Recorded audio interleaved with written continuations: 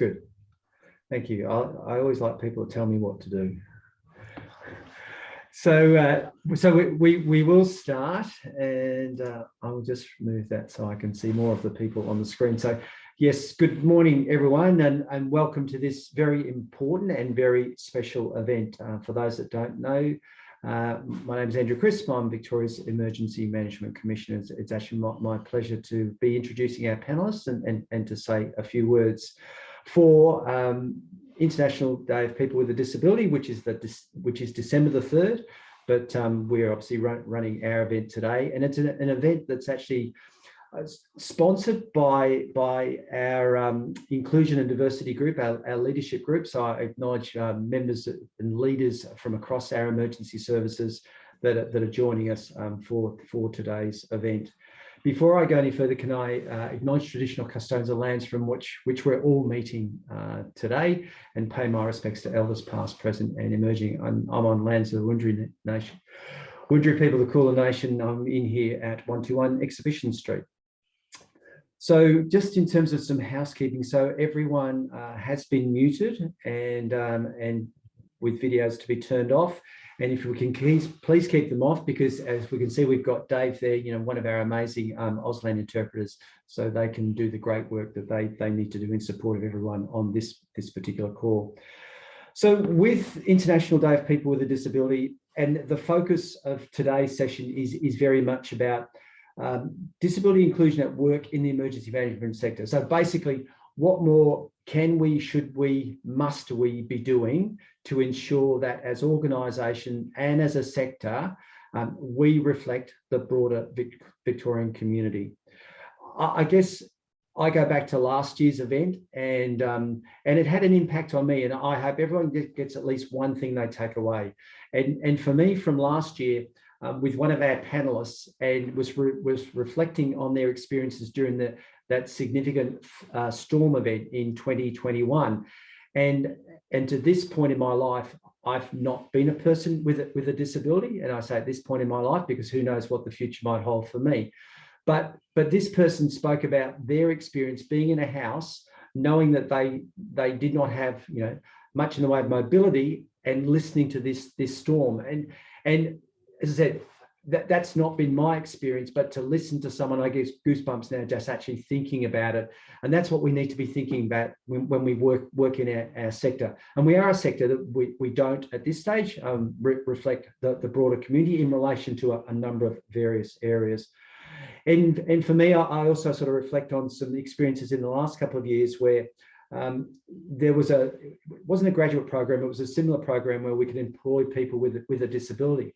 And I'm not being critical of it, and I won't mention any names, but I wanted to employ someone on this program. And there was a time when we were really busy, and someone said, no, it's just another process we've got to go through. It wasn't that they were against employing someone with a disability, but it was tough at the time. I said, no, we've got to push through this. I want to actually do this. And so it happened. And it was a really interesting experience for me also, in the fact that the person we employed, an incredible young woman, and she was walking around and talking, and I had to sit down and go, what is your disability? And she's someone that suffered from chronic pain. And so to listen to her story about what that meant in terms of how she had to manage her life. So I guess for me, it's this piece about, it's always about spending time with people, listening to people and learning from that. But it's then about what we put into action. And that's what today is about, because we do have an incredible panel that will speak with passion from their experience, but help us in terms of what more we can, should, and as I said, must be doing. So my great pleasure to introduce the panel, and I'll do a little bit of reading now because I don't want to miss out on anything. But Cole, I always get your surname. I always get tongue-tied, Furlanetto, but anyway, it doesn't matter. So Cole's a legend, so basically, but I'll say a little bit more. So Cole, AV board member, OAM, CFA volunteer, VICSES associate member, former commercial passenger vehicles Victoria Disability Commissioner. So Cole comes from a family of CFA vols, holds several leadership roles in CFA, including the current chair of the North East Region Diversity and Inclusion Council, also current board member, as I said, for AV. Colleen describes herself as a rural Victorian living with disability who identifies as a woman but refuses to be defined by any inherent social prejudice. Colleen chooses to live a life of service, advocating strongly for connection, support and inclusion for people with a disability, particularly in emergency management, as many of us know. Margarita Coppolino, Chair of ECCV Disability and Call Victoria Statewide Network. Margarita currently co-chairs the Oceania Board for International Lesbian, Gay, Bisexual, Trans and Intersex Association. Previously held position of Chair on Arts Access Victoria and the Australian Federation of Disability Organisation Boards, with an outstanding network of contacts in government, business and social justice organisations. Margarita has a proven ability to inspire and influence a wide range of stakeholders on disability and inclusion issues. Inspector Adrian Richards, Human Resources Victoria Police. Adrian has been a member of VicPol for 34 years, working in a range of operational units, including Tactical Response Squad, Organised Crime and the Major Drug Investigation Division. In 2018, Adrian was struck down with central nervous system vasculitis, an extremely rare autoimmune condition. This caused Adrian to have a number of strokes, which resulted in very significant visual, physical and cognitive impairments. Adrian has returned to work for VicPol in the Human Resources Command, contributing to the organisation's accessibility and inclusion plan. Adrian also chairs the Victoria Police Enablers Network. Amanda Laurie Jones. Amanda. 2015, Amanda established Accessible Action to educate organisations about removing barriers for people with disability and promoting access and inclusion. Having lived experience of disability, Amanda promotes embedding policies and processes within organisations to create an inclusive environment for employees, customers and community members with disability. Her core projects include disability action plans and disability employment action plans, exactly what we're talking about. As well as being reappointed for a second term on the Victorian Disability Advisory Council, Amanda is the current president of Scleroderma Australia and Victoria and the chair of Arts Access Victoria. Bianca Bassett. Bianca is senior consultant for Get Skilled Access, a company helping to remove the barrier between organisations and people with disability. She's also a CFA vol. After an illness in 2016 that saw her lose her leg, Bianca realised there was so much more education lacking in the disability inclusion space. She saw this as an opportunity to use her lived experience in a positive way and to help others understand the value of being inclusive of people with disabilities.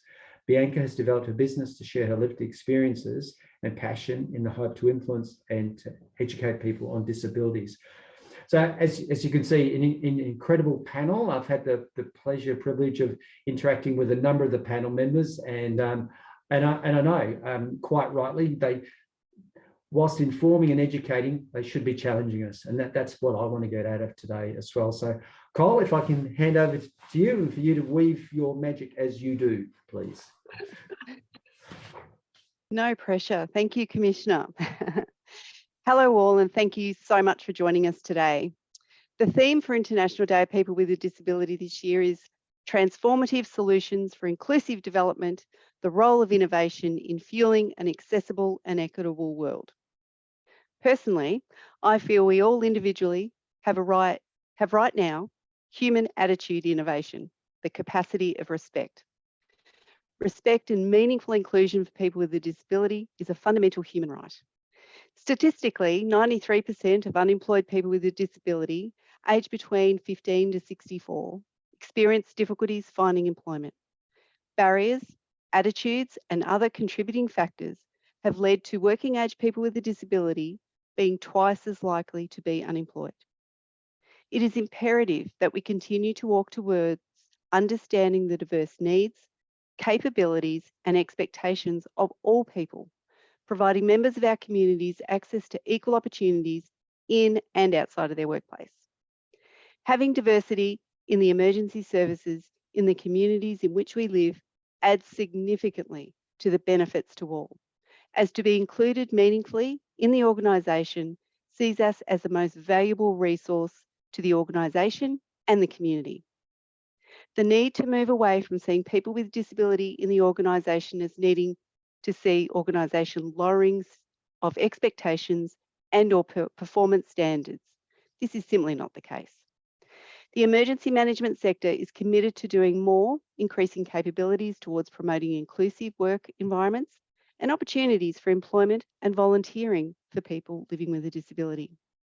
Over the next 50 minutes or so, this panel will discuss what accessible recruitment looks like at all its phases of recruitment, the accessible practices we should embed to enable progression, how to become an accessible workplace of choice. You can submit your questions throughout the session via the Q&A box during the session. We will answer as many as possible, and I promise we will follow up with any unanswered questions after the event. Time is going to fly. One last request before we commence. Please have this event either be the beginning of a conversation for some of you, but for all of you, let this encourage the ongoing conversations, commitments, and the actual doing. Now, enough from me. Commissioner Chris foreshadowed our magnificent, generous, respectful, respected panellists. Here today, we've got Amanda, Adrian, Margarita, and Bianca. I thank you personally for your time and all you bring to the communities and organisations in Victoria and beyond. So we're going to go to question 1. The Victorian emergency management sector has made a commitment to increasing workforce representation of people with a disability. What are the first steps we can all do to encourage people with a disability to consider either a career or a volunteer role? Adrian, I'm going to throw to you first and then to you, Margarita. Just on mute there, Adrian, sorry. I swear I'm going to get a coffee cup with that. You're on mute on it. Traditionally, policing, military, ambulance, fire and emergency services, they're seen as doing an activist sort of occupations. And traditionally, they've been come from certain sectors of the community that are not as diverse as others say. And there's a fair bit of perception there, not just from the people within it, but also in the community. So perhaps we need to demonstrate to the community, being the disabled community, the carers, everybody else, that we actually are inclusive and that we do value them. I know that there's a quote from George W. Bush, of all people, talking about beware the soft bigotry of lowered expectations. So we actually have to turn around and say, yep, you can contribute, and we do value your contribution, and come up with ways that people can contribute. But we also have to demonstrate it. So it's like for the Victoria Police, we have the Enablers Network now, and it's becoming more and more high profile. We've increased our membership because it's designed for people who have a disability or have a lived experience or are carers and their allies. And so we've increased in membership by 100 in the last year or two. And that's just through being visible and commenting and being in forums like this, and showing other people who have hidden disabilities that they're not alone. I think it's by creating an environment that makes people feel welcome, they'll come to us as volunteers and then job applicants. And at the moment, we probably aren't showing that side in every aspect. Thank you, Adrian. That's great. That's really, really informative so far. Margarita, you bring a critical lens of intersectionality to all that you do, and I really would like to hear from you in regards to your thoughts on this question. Yes, good morning, and thanks, Colleen. First of all, I'd like to acknowledge I'm the Kurukuru Nation at land, and also my pronouns are she, her. And please excuse me, I've still got a COVID croaky voice, so if people don't understand me, it's just that COVID's still lingering, as we all know. For me, particularly, I want to acknowledge first that, you know, leadership for change comes from the top, and we heard that right at the beginning of today, that if leadership say that we do disability recruitment, it happens. So I want to acknowledge that was said straight up this morning. So one of the things that I would encourage organisations to do before you even put out that job description of any job is to revisit your actual recruitment processes and have a look at, are they inclusive? And what I mean by inclusive is the timing of the interviews. Do you have people on the panel who have done diversity training? Is the actual way that you put the job out, is it reaching, you know, all people? And are you including disability employment services and other intersectional lens community? And also, the actual job description itself, looking at that and looking at the actual duties that are required of that particular role, and say, well, what is required and what isn't? And, you know, these are all the kind of things you could do before you even put the job out. Once you have done that particular thing, make sure that the interviewing panel is trained and you've looked at the job and what the inherent requirements are, then your advertisement needs to be accessible, including disability services, other intersectional links. If you're using a mainstream employment services, ensure to them to make sure that they're including all those other players in the market. In the past, I've been involved with recruitment with organisations where they haven't. And in fact, if a disability service rang and said, we've got somebody, immediately that major recruitment services says, oh no, but our organisation won't recruit people with disabilities. And I said, well, that's immediate discrimination. So there's that.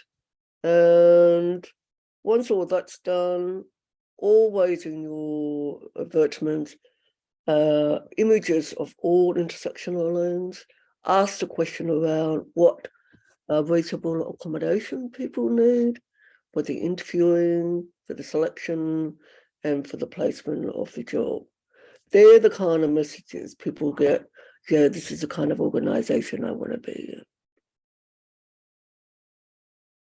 Thank you, Margarita. That's really fabulous, practical pre-thinking, post-thinking, whole of journey thinking that you've promoted there.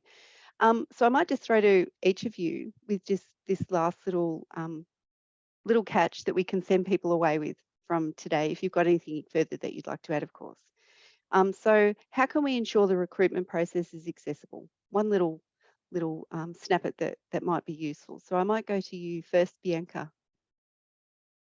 I would recommend every organisation go through their entire recruitment review, have a look at your policies. Is your language inclusive? The inherent requirements, what are in there?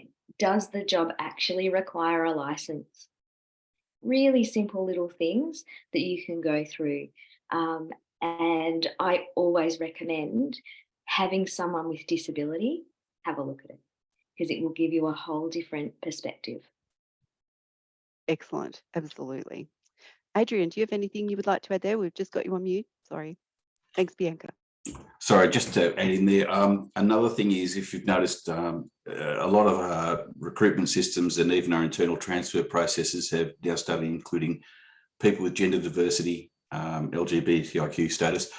Certainly in VicPol, if you have a selection panel and have to have 30 or 40 applicants, with a number of them being women, you must have a representative in that independence of the panel to at least represent their interests and to ensure fairness. And now we're starting to move towards that in the disability space. And one of the things we're doing in the enablers is, I know that our VPS recruitment staff have all done the confident recruiting training through the Australian Network on Disability, which I do recommend is step one.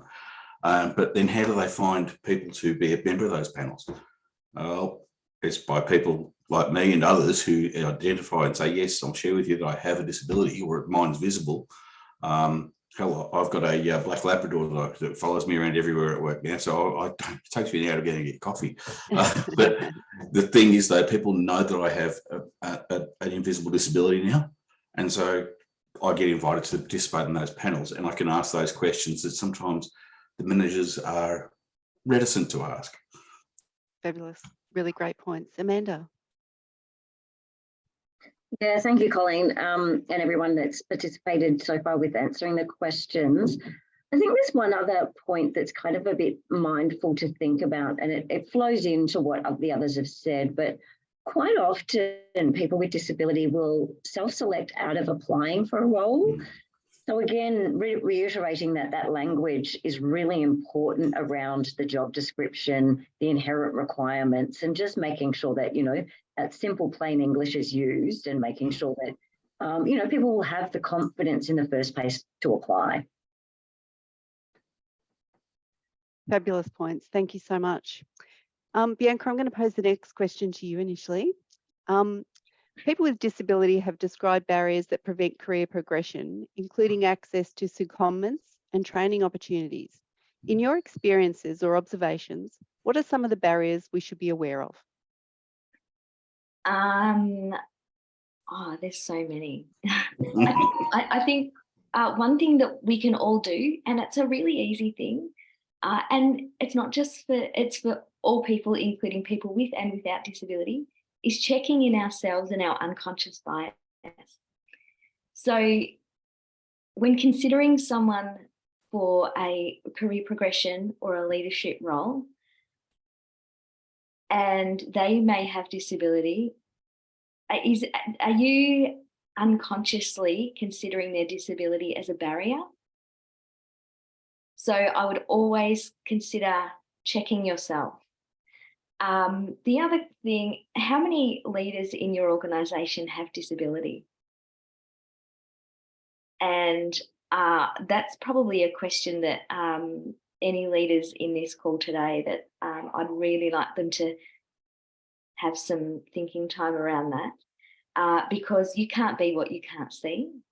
And if we don't have our leaders stepping up and encouraging people with disability to apply for roles, or to have the conversations about career progressions, are you as a leader having conversations in your organisation with your staff about career progression and what that might look like? Doing really simple things like that and going just that little extra step. I mean, we do it for people without disability. We have those conversations. People with disability are actually no different. We want to achieve. We want to do great things in our workplaces and in our careers. So don't be afraid to have the same conversations. And for me, I know what I'm capable of, and I know what I want in life. And I'm, you know, a lot of people that I have had the privilege to work with are the same. They, you know, they have to fight. Unfortunately, it is a little harder. I'm sure we've all experienced some barriers along the way. But yeah, really checking in on your unconscious bias and misconceptions. Fabulous, Bianca. Thank you so much. I think the unconscious bias for me is one aspect, but also the very conscious bias. Yeah. And I think Adrian alluded to that before. Well, it's a bit of work, it's going to be a bit of cost, you know, all of these things. So, and I think, as Amanda pointed out, to apply, to be accessible, then the interview process, as we've discussed, Adrian and others, and retention. So it's around getting someone there at the door, then getting them in the door, and then keeping them in the door, that they're in an environment where they're safe, inclusive. And you raise the point around we're experts on ourselves. We know what we need. So just have the conversation and ask. I might just throw to you, if I can, Amanda, and then I'll go to Margarita and then Adrian. Just in a little follow-up, if I could, what just briefly, if you've got some real snappy things that people can take away, what solutions could we be looking to implement, like advice, training for line managers to support career progression, and ways to create a culture of respect, fairness and safety with sharing information about a person's disability? Amanda. Thanks, Colleen. Really appreciate it. Yeah, I think one of the really strong things that have been, you know, shown to really help with career progression, I think, is mentoring programs.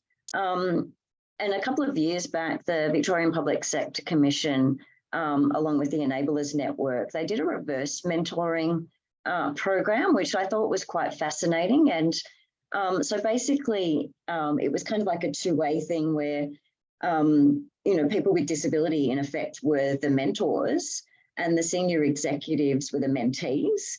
And it was kind of that really flipping the table around, the conversations and the learnings about disability and what the barriers are within the workplace.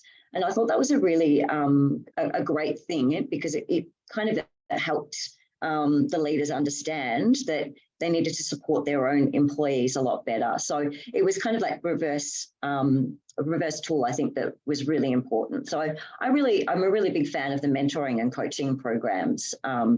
Yeah. Fabulous. Thanks, Amanda. Margareta. Yeah, thanks for that. Look, first of all, I want to talk a little bit about cultural safety. Just want to recognise that every individual sense of cultural safety is different. What they require is quite different. So it would be really good for managers and line managers just to check in with your employers and see what cultural safety means for each of their employee. The second thing I'd like to raise is some time ago when I was doing some work in Victorian government to implement a inclusion framework, I looked at some best practices around organisations. And a particular organisation had what they call a relationship management and modelling.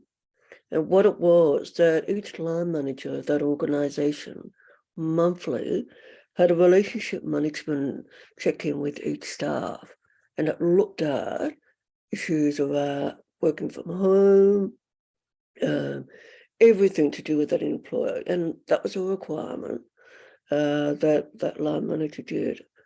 And particularly with that particular workforce, there were a lot of part-time people, different intersectional lens communities, and that model worked really well, because the line managers was constantly checking in. Is this working place for you? And that the employees constantly were co-designing solutions to relationships. So I just wanted to place that. It was very different at the time, and I've seen no other organisation do it, but it's just something to think about. That's all for me. Thank you so much. Really valuable points you've raised there. Adrian, do you have anything you'd like to add at this point? Noting your mute again. Told you, I've got to get that coffee cup which says I'm on mute.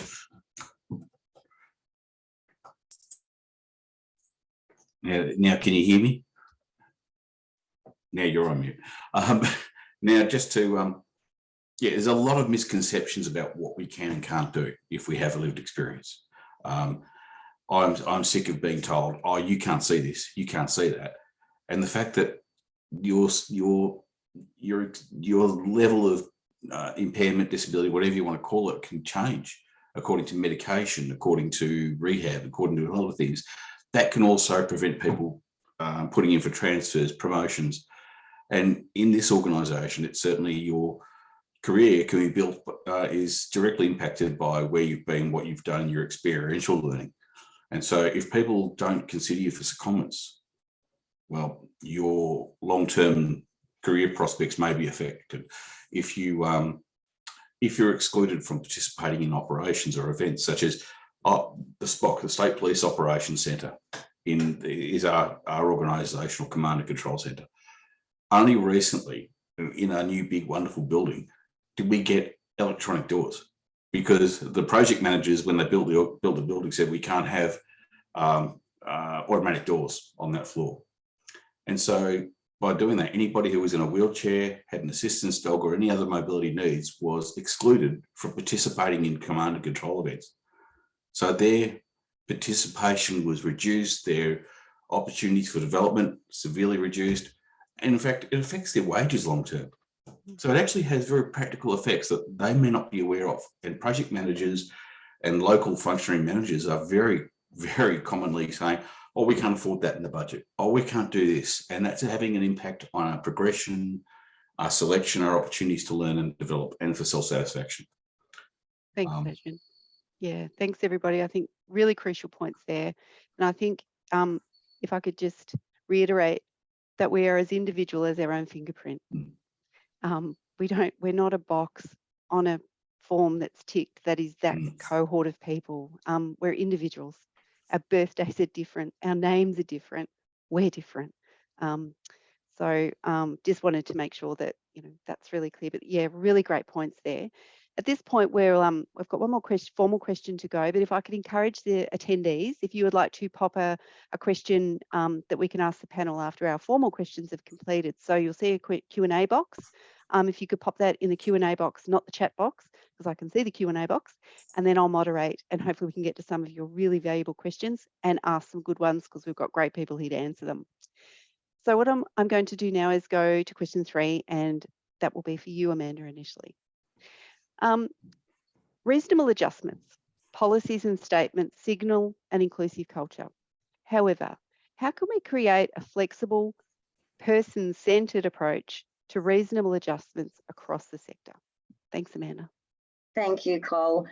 Yeah, look, I think there's a really simple task that everybody can do. And I think that, you know, from the get-go, if we embed that managers ask all employees what they need to perform their best, regardless of disability. So I'm not making it a disability-specific question. And I think that, you know, really reflects onto that, you know, just as you stated before, it's about the individual. It's taking away that focus on the actual disability and taking away that stigma around, you know, what it is people do need within the workplace and how different each and every single person is. So I think that's probably a really great way to build it in. And you can even sort of, you know, maybe do this within your, when you're doing your performance reviews with your staff. I think it's really important that you throw that question in and just sort of say, you know, is there anything that you need in order to make your work life easier? It's a really simple question. And I think, you know, it will bring out that, you know, notation of people, you know, wanting to share disability information as well in thinking around, you know, if they've got somebody really comfortable as a manager that they can speak to. There's lots of great tools as well and hints and tips that the Victorian Public Sector Commission have actually put in place as well. So they've got their disability toolkit. So if you go to the workforce programs on the VPSC public website, you'll see disability employment, and there's a really great, you know, lots of hints and tips. So you've got 10 things that you can do now. You've got 5 ways to be an inclusive manager, 5 ways to support people working remotely during COVID. And then, of course, you've got the Getting to Work Disability Employment Action Plan. So there's lots of ideas and, you know, really great resources, I think, within the VPSC that people can tap into as well. Fabulous. Thank you. Fabulous. Terrific. Bianca, I'm going to come to you and then Adrian and then Margareta, just with a follow-up, little catch thing that people can take away. What are some examples of workplace practice that would make the EMV sector the organisation of choice for you?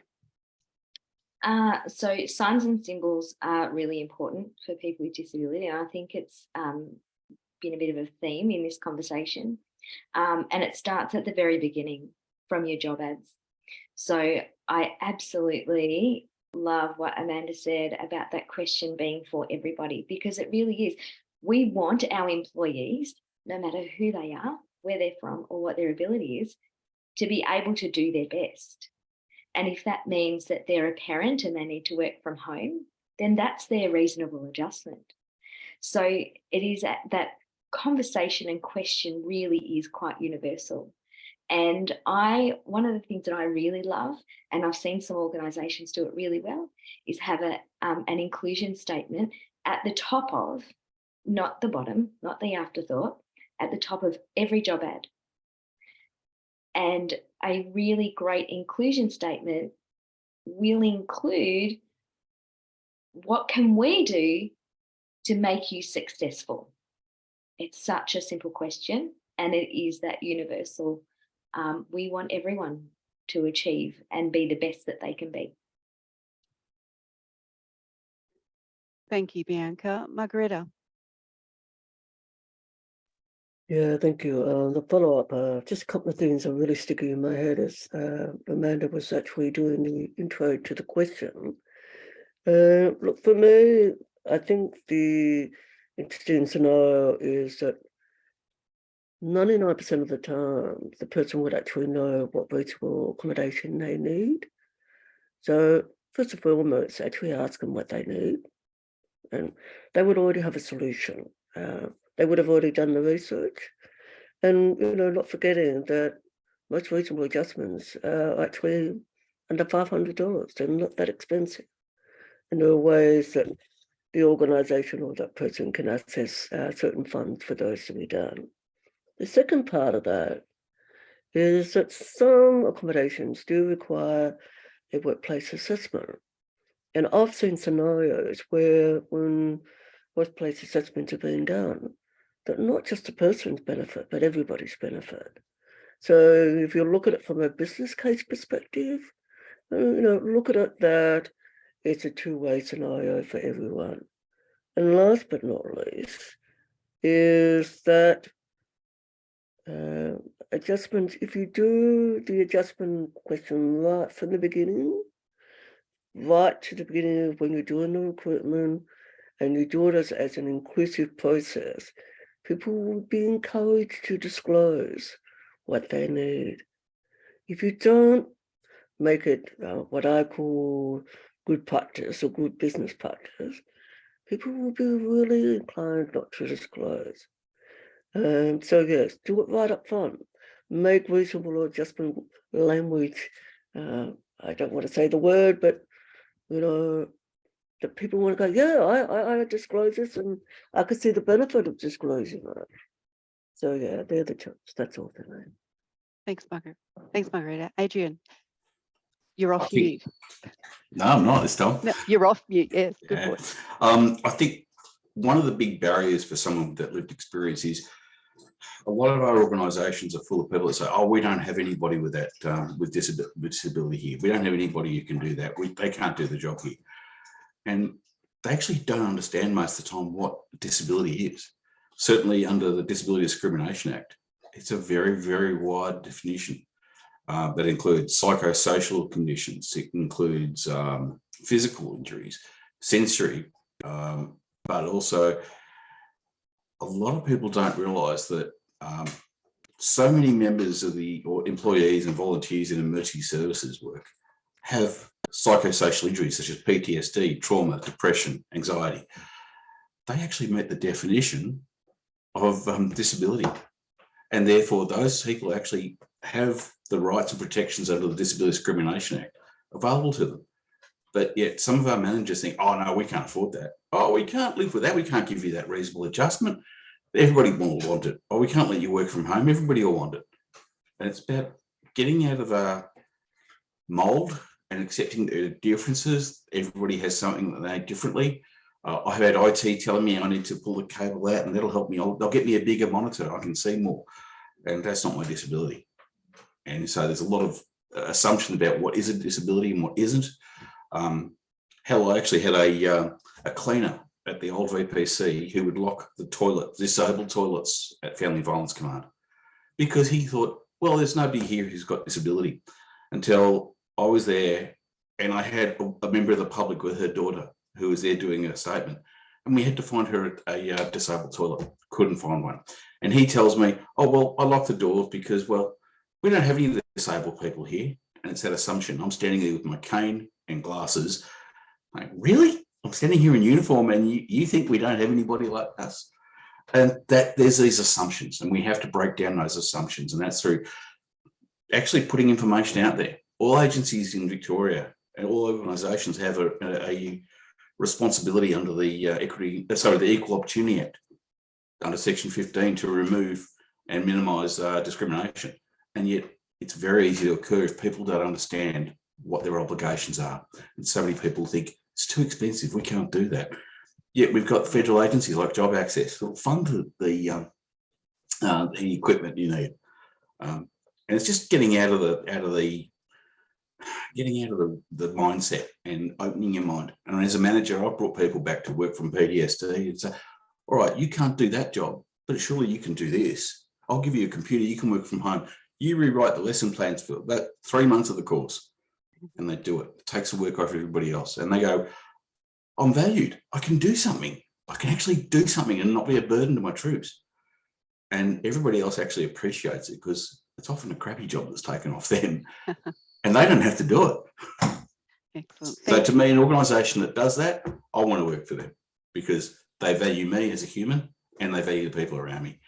So if I work, sorry to go on, but our workforces are ageing, and with that ageing comes acquired disability, injury, cancer, and most employees in the emergency service sector, if they knew one of their staff, if they knew one of their teammates had cancer, hell, they'd look after them, they'd help them, they'd take shifts for them, they'd do this, they'd go and mow their lawns. But if they've got an acquired brain injury after an accident, I'm not going to hear me weird. Might be weird anyway, but there's perceptions and they let those perceptions make their mind. Whereas really, if they had more understanding and more exposure to people like me and others on this panel, they would actually go, yeah, actually, Richo has been around. He is working on bikies and other stuff. He knows what he's talking about. Yeah. And it's like that assumption that you can't do this job. So I can't drive because I've lost my lower half of vision. Does that mean I can't be a detective or an investigator or a trainer anymore? No.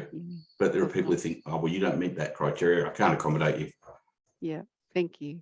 Thanks, Adrian. Really valid points, everyone. Thank you. And I suppose if I could just add reasonable adjustments while I'm a wheelie and use a wheelchair, it's not just about wide doorways and ramps.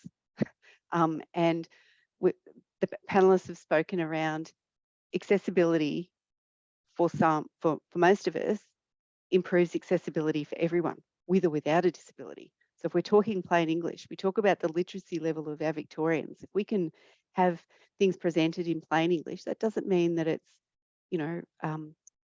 so back, at the lowest level. It's plain English. Who loves an acronym when you join an organisation? Who loves the different language that you've got to learn?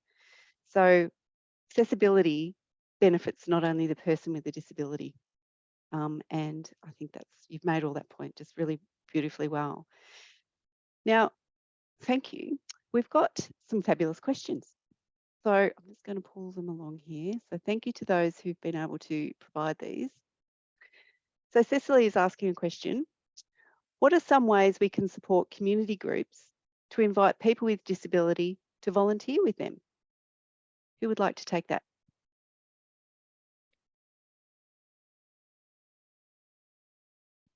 I think Bianca's. Yep, I Bianca, can. go for it. Yeah, I'm a volunteer at our local CFA.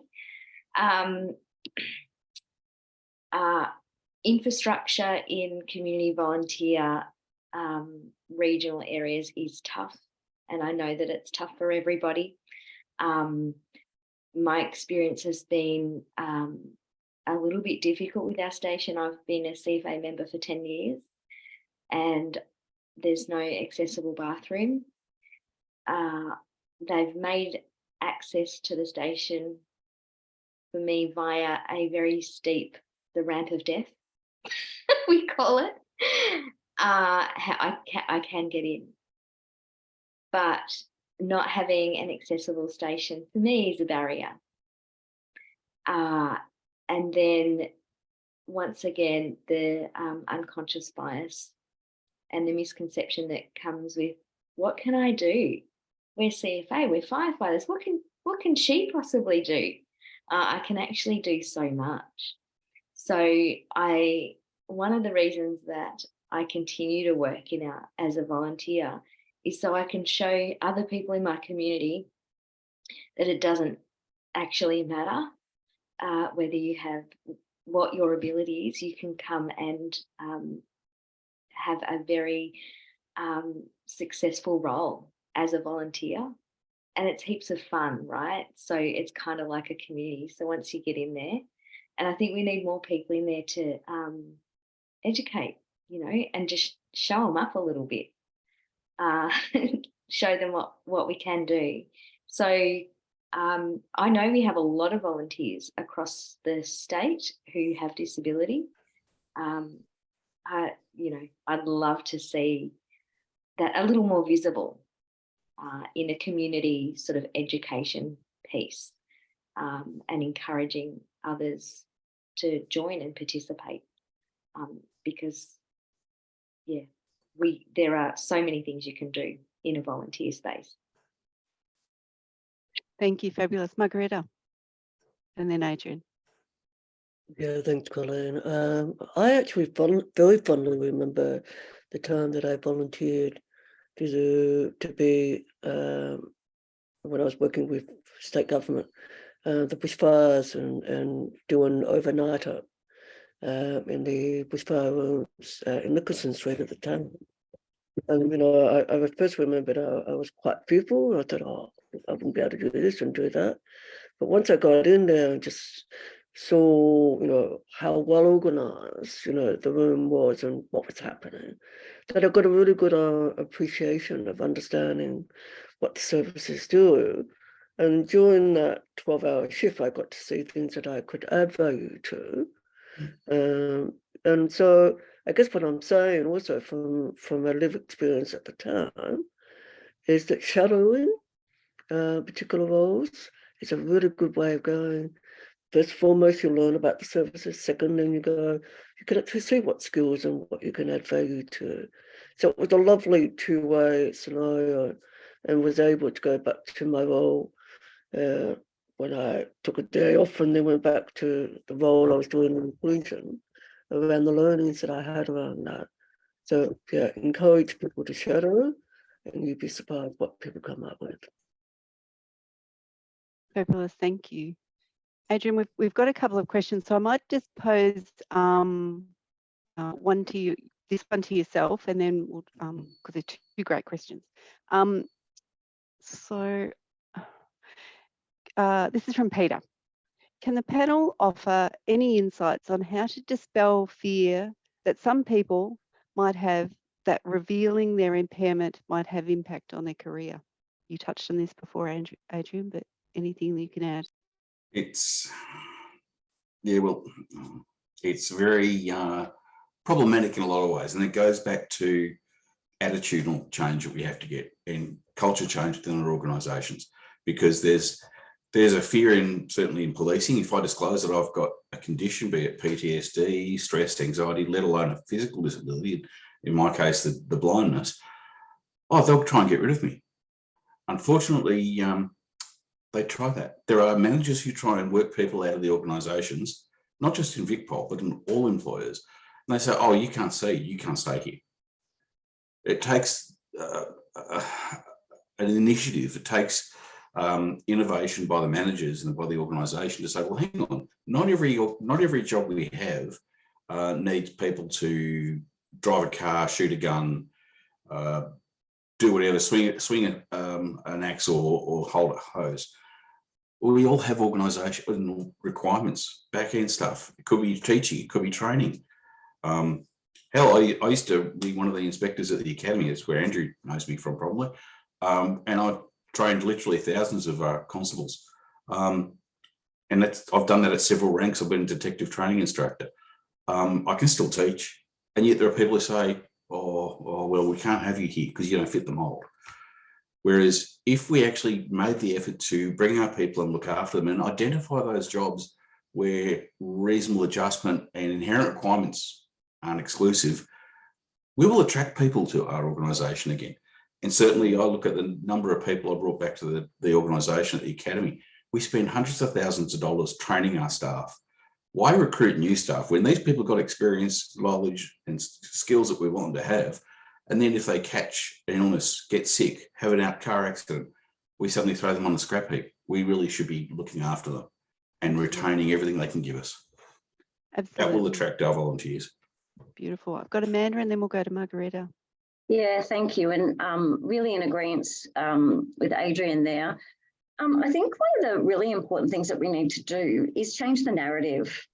I think in talking about, these words such as disclosure, they don't really offer a great deal or encouragement for people with disability to share their information. And my terminology is always sharing my disability information, not identifying, it's not disclosing. And that kind of leads to you're sharing it because you're doing it for a reason. Whereas that reason could be continuous improvement for the organisation. It could be to enable a better conversation around that just disclosure or that identifying kind of thing. So I think, yeah, in changing the narrative kind of will take the fear away of people wanting to actually say that they wanted to share their disability information. I think it's really important, yeah, to make sure that we always know why you need to know the information. Thank you, Amanda. The reminder around language. And yeah. Margarita, did you have you wanted to add to that question? Yeah, look, thanks, Colleen. Just following on from what Amanda is saying, personally, what I've done over the years is that, at first, I've always put, my disability on my resume, included it in my selection criteria.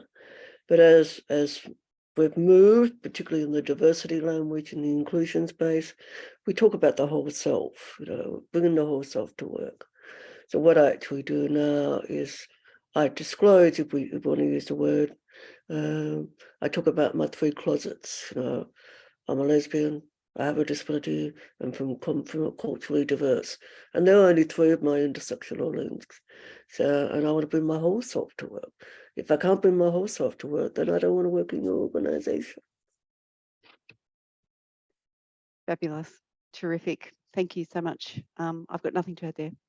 But we've got a fabulous question that I'm going to throw to you first, Bianca.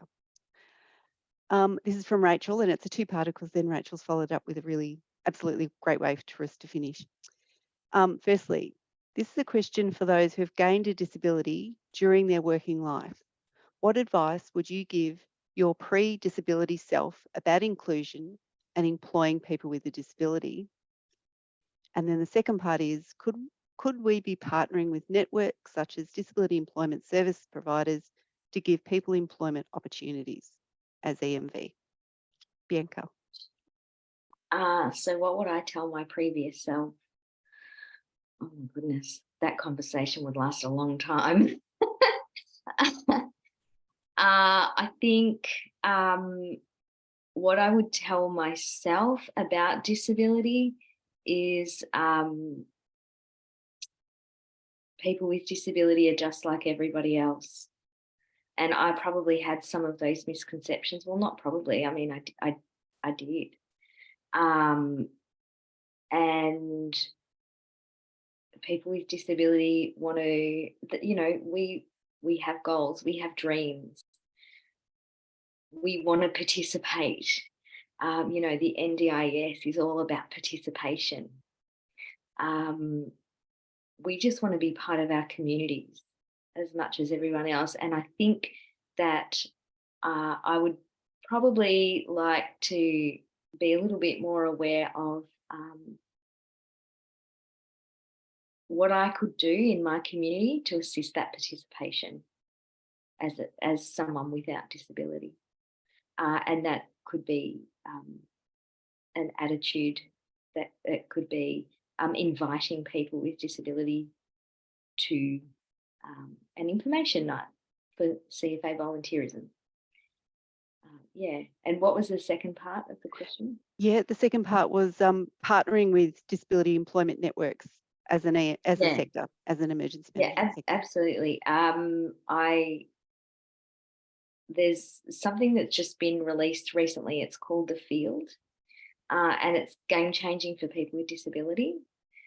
It's a job platform, an online platform where you can put your job ads up on the platform, and it is the people who are applying for jobs all have disability. We have over 1,000 people now looking for work, and a little over 300 organisations.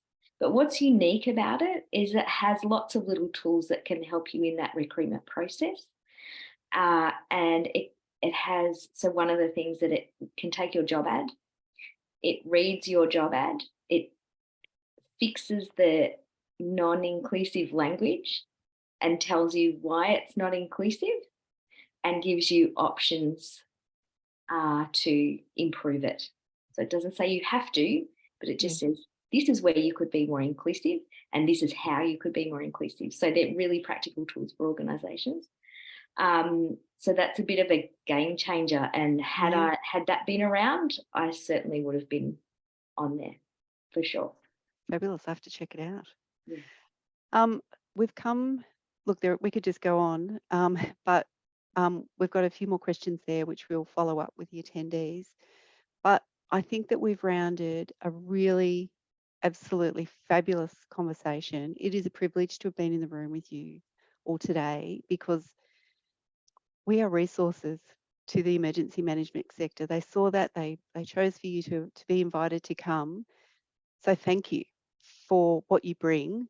And I'll go back to my first part that I asked people at the beginning of the day was, please have this event be either the beginning of the conversation for some of you, but for all of you, let this encourage you, the ongoing conversations needed, the commitments needed, and the actual doing. And let's build the momentum and show some real leadership in the emergency management sector around the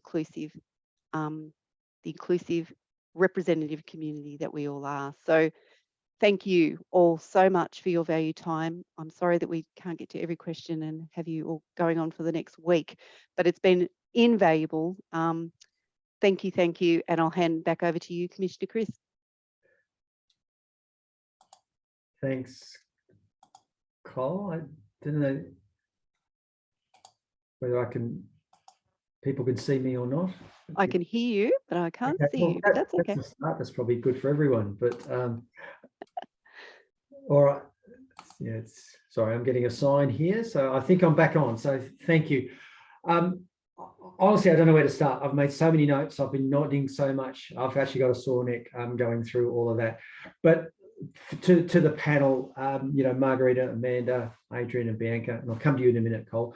But like your generosity of time to join us today, your honesty, your insights, and I'm sure this is not easy for you at times talking about yourself. So I really sincerely thank you for what you've provided to all of us today. And I've certainly got some takeaways.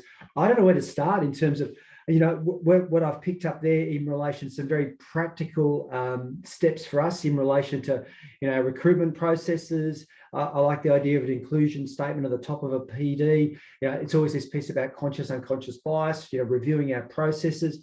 But then the physical infrastructure we heard from Bianca, that's got to be right as well. But then, quite rightly, Margaret, you went to this cultural safety piece. So it's no point recruiting people into an organisation that's not safe.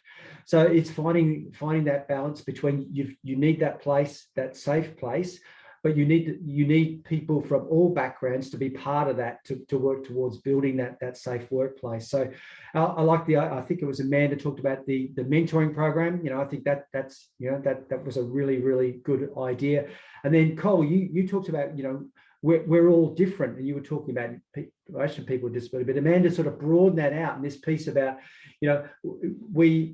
it's about every person that we employ, asking them what will enable them to be the best that they can be in their particular role. So I liked how that was broadened out, and I can't help but Marguerite, the 3 closets piece. So, like as we know, it is we don't work in silos. There are many parts to all of us. So this intersectionality piece, and I know it's cliche, but all our workplaces need to treat everyone with respect and with dignity. And unless they do, unless you can come with all your beings, then we haven't got the diversity after. People are just copying, emulating, others that they see or believe that they should be. So thank you so much. Bianca, you said that it's a line that's oft used in relation to you can't be what you can't see. But that's not necessarily true, because you can be, because that has happened. But to be that person where there's not someone that's gone before you takes incredible courage and incredible leadership. And I've seen that throughout my career, and whether it's just in relation to gendered roles. So, but I only make that not to have a go at you, Bianca, because I'm afraid of you. but it is that piece, just to finish on, you are those leaders within your own community, but more broadly for us as a sector. In emergency management, if there's not a job for everyone, I'll go he. Look at everything that we actually do. So thank you again to all of you so much. Cole, you did an incredible job, as you did last year. I don't know how you do it. You probably want to wind me up because I've gone a minute over. But I just also want to thank David and Mark for I love working with Auslan interpreters. You do such an incredible job. And Amber and Rowena that have worked behind the scenes, done so much work to pull all this together to make it relatively easy for us to get up and really enjoy. But please, everyone, take something, at least one thing away from today. And if there's not more than one, I'll go he. So thanks very much, everyone, and take care and enjoy the rest of your day. Thank you. Thanks, Amy, our captioner too. Thank you.